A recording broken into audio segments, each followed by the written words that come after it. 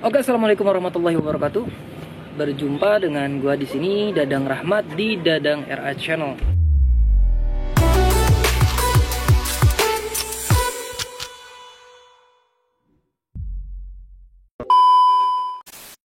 Terima kasih untuk kalian yang sudah dukung Dadang RA Channel, dan terima kasih untuk kalian yang sudah subscribe. Yang belum subscribe, silakan kalian subscribe terlebih dahulu ya. Kalian subscribe terlebih dahulu, klik tombol subscribe dan aktifkan tombol lonceng. Oke. Jadi gini teman-teman ya, di sini gue akan sedikit berbagi tips untuk kalian semua. Bagaimana caranya untuk agar si female itu cepet full egg, teman-teman. Nah, jadi seperti apa sih Kang untuk cara menaikkan si indukan betina atau si betina itu agar cepat full egg, teman-teman, atau full telur? Nah, caranya gampang teman-teman. Jadi caranya gampang, jangan kemana-mana, tonton video ini sampai selesai. Oke teman-teman semua, banyak yang bertanya, Kang, bagaimana cara menaikkan female itu agar cepat full egg atau cepat naik telur ya teman-teman ya. Dan berapa lama sih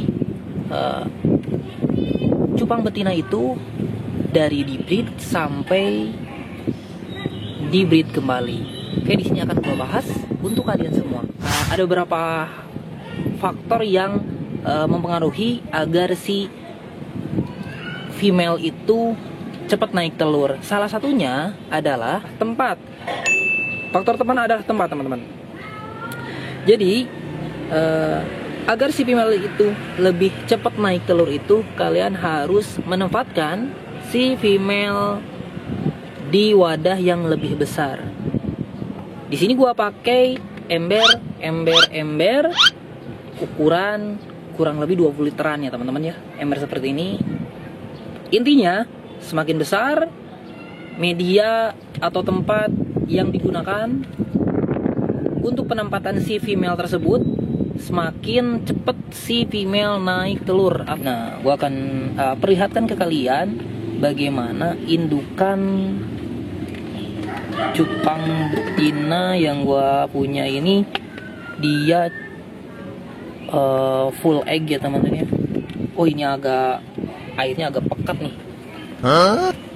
Oke, yang ini aja nih. Nah, contoh di sini gua di wadah ember ini ada female blue rim ya teman-teman ya. Nah, jadi teman-teman, caranya ada kalian tempatkan di wadah ember nih. Ini adalah indukan female blue rim ya teman-teman. Nah, ini perutnya udah terisi. Di bawahnya gue masukkan ke wadah ember ini kurang lebih di waktu 1 minggu. Sebelumnya ini udah gue breed dan akan kita breed lagi untuk 1 minggu ke depan. Oke. Nah, ini nih. Ini indukan. Oke. Nah, Nemo Kenny. Nah, ini betina yang sudah terisi telur teman-teman ya. Ini udah siap breed. Udah 2 minggu ya gua masukin ke ember ini. Dalam waktu 2 minggu alhamdulillah si telurnya itu udah full. Tuh. Nih teman-teman. Jadi seperti ini ya.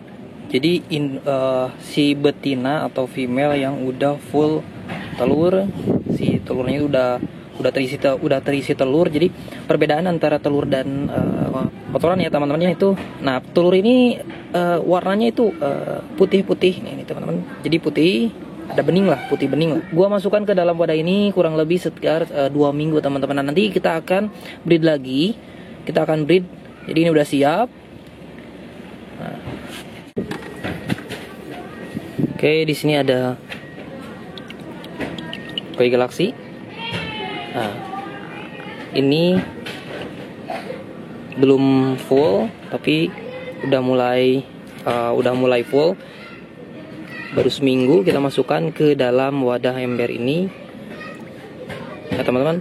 Nah, intinya teman-teman, ketika kalian punya female habis di breed ataupun kalian ya punya female yang masih virgin, kalian tempatkan di wadah ember seperti ini. Ukurannya harus lebih besar teman-teman, agar dia lebih maksimal untuk ngisi telur dan lebih cepat.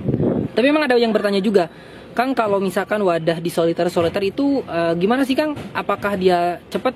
Nah, bagi kalian yang memang teknik di wadah-wadah botol-botol botol mineral seperti ini, sebenarnya itu bisa juga, tapi memang kalian harus memperhatikan dari kondisi air. Jadi kalian harus lebih sering untuk mengganti air, teman-teman. Nah, gue juga pernah nih pakai di wadah female ini, gue tempatin di botol-botol air mineral seperti ini, botol-botol aqua ya teman-teman ya. Tapi kalian memang ketika kasih makan, kalian ganti air, kuras, terus kasih makan pagi sore, besoknya ganti lagi, terus seperti itu. Nah, itu tips kalau misalkan di botol-botol toples ataupun soliter, kalian harus sering ganti air. Itu akan sama juga halnya, itu akan lebih mempercepat si betina naik telur. Tapi agak ribet kalau kalian yang memang sedikit malas untuk menguras ataupun ngebersihin botol-botol kemasan ini. Kalian bisa tekniknya di ember-ember ini, karena kalian nggak perlu repot harus sering kuras, harus sering ganti air, karena kapasitas airnya kan lebih banyak dan ikan juga sehat. Dan usahakan ditempatkan di area outdoor ataupun semi outdoor. Yang gua tempatin di sini adalah di outdoor, teman-teman nih. Ini gua area terbuka banget. Di sini ikan-ikan gua, tapi alhamdulillah semua ikan-ikan gua ini sehat-sehat semua. Faktor kedua adalah yang kalian harus perhatikan adalah pakan. Pakan sangat penting untuk menaikkan telur cupang betina ini. Jadi pilih pakan yang terbaik. Rekomendasi untuk pakan agar si betina ini cepat telur adalah jentik nyamuk yang pertama, dan kedua adalah casut atau cacing sutra, teman-teman. Yang gua pakai ini adalah cacing sutra. Nah, jadi gua kasih makan jentik nyamuk ataupun cacing sutra. Berapa kali sih untuk ngasih makan? Nah, kasih makannya kalian bisa dalam sehari bisa kalian 2 kali ya teman-teman. Intinya porsinya harus lebih diperbanyak, oke, agar lebih cepat. Encuk nih.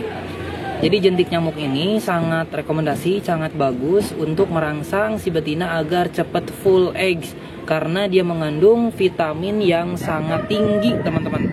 Dan yaitu dia lebih cepat si betina itu ngisi telur. Oke, jadi pakannya adalah jentik nyamuk. Atau kalian bisa menggunakan cacing sutra. Kok ini warnanya airnya biru sih Kang? Nah, ini netalin blue ya teman-teman ya.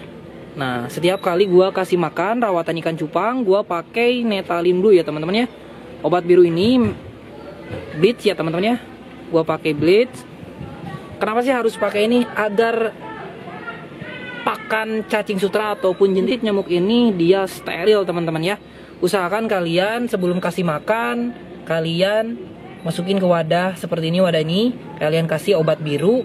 Nah, agar steril, teman-teman. Jadi terhindar dari penyakit, teman-teman ya. Biar nggak terserang ikan kalian itu, biar tidak mudah terserang penyakit ya teman-teman ya.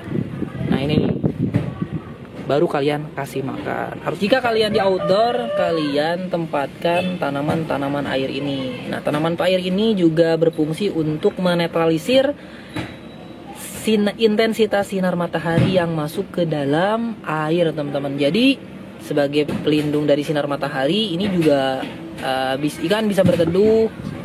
Nah, ini juga bisa mengurai ya teman-teman. Jadi bisa menyerap racun amonia dari sisa pakan yang tidak dimakan ataupun dari kotoran-kotoran ikan, teman-teman.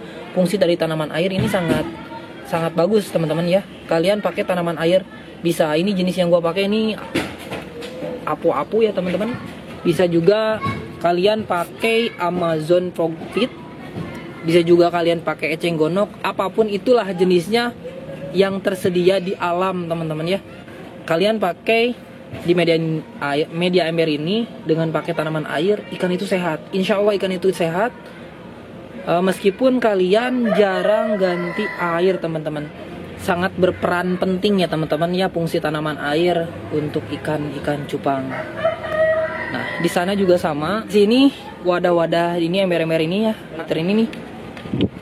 Ini semua female, female semua, female rawatan gua semua nih.